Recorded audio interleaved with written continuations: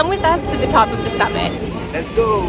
SUMMIT One Vanderbilt is an immersive observation experience in Midtown Manhattan located at 45 East 42nd Street.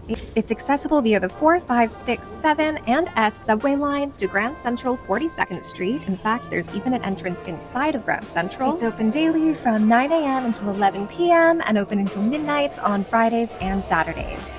Okay, so once you're through security, they're going to give you some slippers to put on your shoes to protect the pores and some sunglasses to protect your eyes. This is also a great time to point out that certain types of shoes like stilettos, steel-toed boots, and sports cleats are absolutely banned. Next, they'll ask you to take the wristband that they hand out just before security, and they'll have you scan your face into a biometric scanner. This is entirely optional. You are able to opt out by letting somebody know. But if you do opt out, just know that you won't see your face projected onto the digital crowd wall later in the experience. Also, just a heads up, they do take your photo just after security for part of their souvenir photo program, so you'll get a photo there, and there's also opportunities throughout the exhibit to have your photo taken. I've got to admit, as a jaded New Yorker, I was really impressed with how well this is run. I was expecting it to be way more chaotic. Also, how cool is this hallway? It almost felt like walking into a spaceship. The floor, you cannot go back down unless you want to exit. So just take your time on every floor before you continue to move, okay? If you didn't catch that, basically what she explained is there's no backtracking, so it's really important that you see everything you want to see before moving forward in the exhibit because you will not be allowed to go backwards. Here we go! This part of the experience is known as the rise. Basically, you're going up 91 stories in under 50 seconds.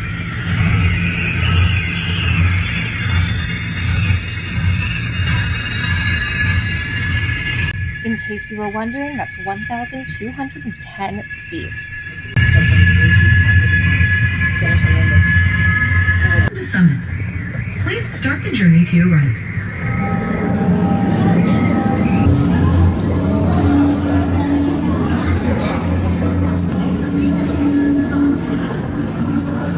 We've officially reached Transcendence. This is the next level and the iconic double-height infinity room featuring floor-to-ceiling windows and entirely mirrored floors, walls, and ceilings. It is truly iconic in every sense of the word.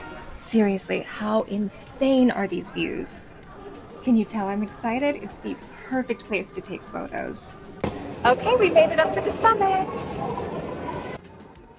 I don't think I need to point out, but there's the Empire State Building, and just across the river is New Jersey.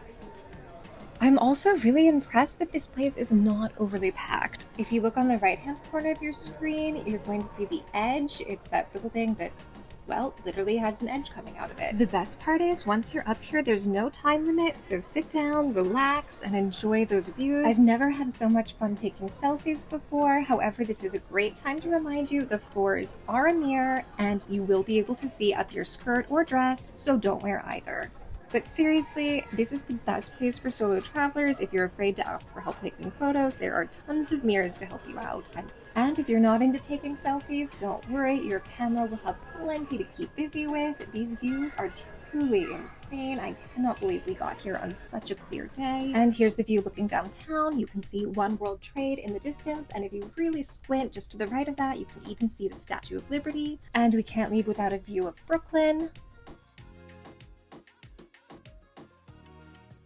And looking down 91 stories, this is Fifth Avenue with traffic going downtown. Seriously, I still cannot get over these views. Truly, I think this is the best observation deck I have been to in New York. There's the MetLife building, and there's the Chrysler building. 42nd Street is that street with the red, and in the distance is Long Island City. Further out is Queens, and to your right would be Brooklyn. Fun fact, the MetLife building actually used to be the Pan Am building, and just below that is Grand Central. Truly, I think we spent probably a good hour and a half in this room between taking photos and checking out the views. Also, I just want to give another example. Ladies, do not wear short shorts, do not wear dresses. It will not be good. If you do find you've worn the wrong outfit, talk to security. I've been told they are prepped to cover for this very situation. You can see this is when the next time slot after ours was allowed up. It does get a little bit busier, but overall, gotta say compared to other tourist attractions, it really wasn't packed at all. And for these views, I'm honestly shocked people didn't stick around longer. The next section is called Reflect, and in the Calm Reflect room, you'll weave through Yao Kusama's Clouds installation, where dozens of polished, mirror-finished stainless steel sculptures that basically resemble shiny river stones are scattered across the floor. And next up is Affinity. In here, you'll step into a playful space completely filled with floating silver mylar balloons that bounce and drift around as you touch them. I don't know about you, but I had major Andy Warhol vibes in this room. This was so much fun. Although I will say, compared to what I saw online, I really thought the balloons were going to be floating around a bit more. But I guess that's all part of the photography magic. Seb and I had so much fun taking pictures in here. Though fair warning, this room is small and a lot of people like to spend time in here, so you're going to have a hard time getting photos without people in the background unless you time it just right. That said, we had so much fun, and I even did get a couple of shots that I was able to digitally remove people out of, so I'd call that a win. And now we're on floor 92, basically level 2, also known as Transcendence. This is a balcony walkway that looks directly down onto the mirrored room, and there are some great photo opportunities here, as well as just some really great people watching. Seriously, I think I stood here for 10 minutes just watching everybody in the room below.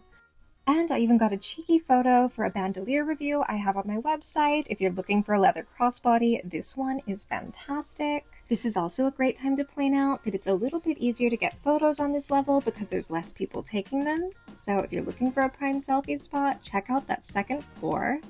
I was busy doing that and people watching while Seb went off and did a little bit of photography of his own. One of my favorite things about traveling with him is that he's always going up to strangers and basically asking to take their picture for his portfolio. This little guy right here was so adorable. I didn't want to make him too nervous by taking too many videos, but seriously, this guy basically could have been James Bond. The photos came out so well.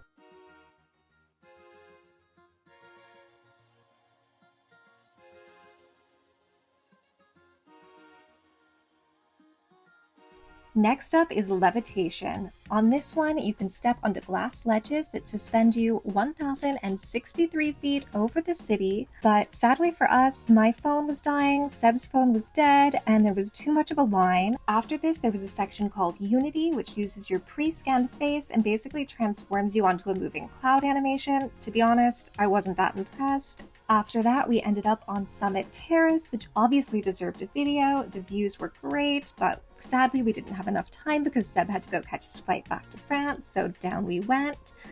I will say I think the ride down could have been just as theatrical as the ride up, but overall the views at One Summit are absolutely worth it. For more information on visiting Summit One Vanderbilt, check out my website, alleytravels.com. I've got a full detailed review for you with everything you're going to want to know to get these views when you visit New York City. And don't forget to check out the rest of my New York guides.